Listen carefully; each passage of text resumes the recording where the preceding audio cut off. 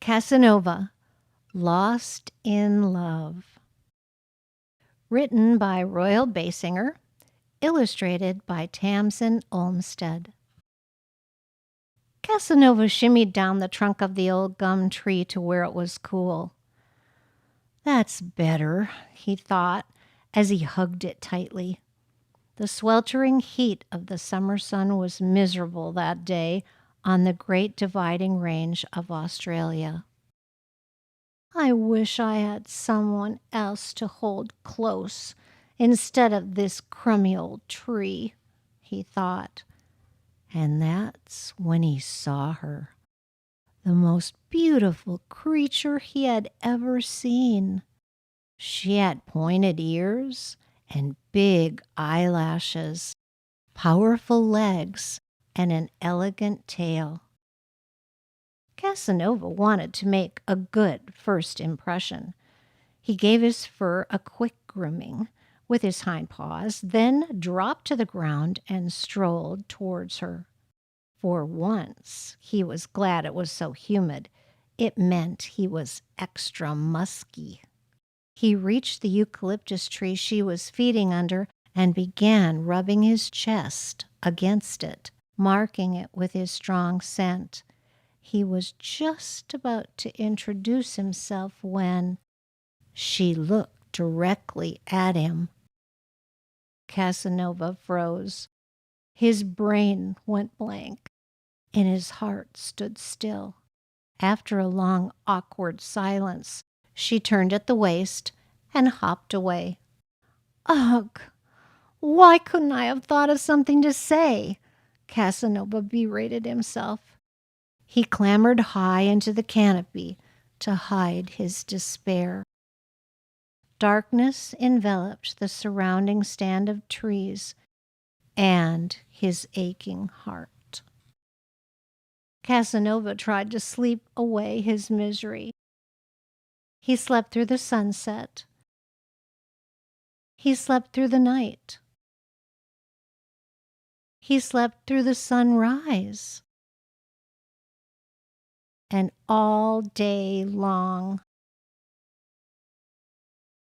When the afternoon sun was beaming in his face, Kasanova was forced to unshut his eyes. And once he did, he couldn't believe his luck. The lovely creature was back, munching on some grass below. Maybe she liked my scent after all, he thought.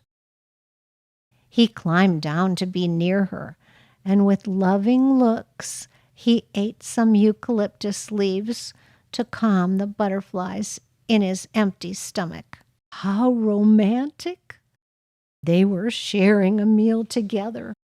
Soon, Kasanova decided it was time to impress her again. His sultry voice should do the trick. He cleared his throat, inflated his lungs, and began to croon as only koalas can.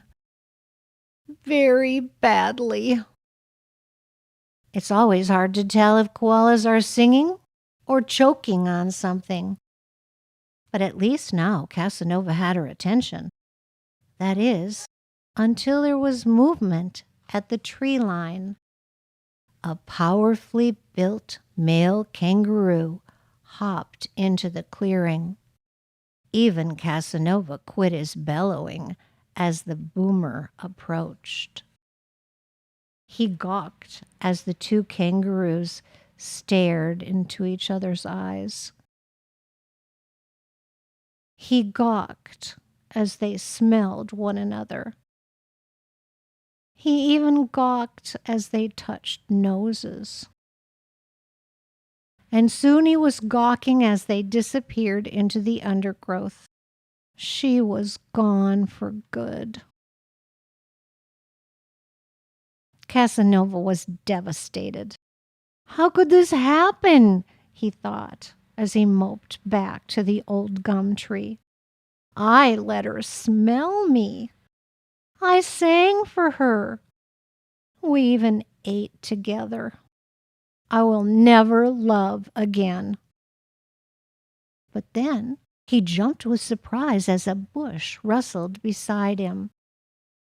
A face emerged from what he now realized was not a bush, but the fashionable feathered body of a female cassowary. She had bright amber eyes and a crown on top of her head. She had a long, shapely neck and stood tall with impeccable poise. Casanova had just decided she must be the most beautiful creature he had ever seen when a sultry song filled the air. Casanova froze. His brain went blank, and his heart stood still.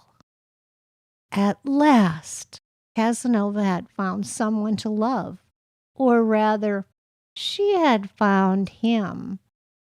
The sweltering heat of the summer sun was a little less miserable that day on the great dividing range of Australia.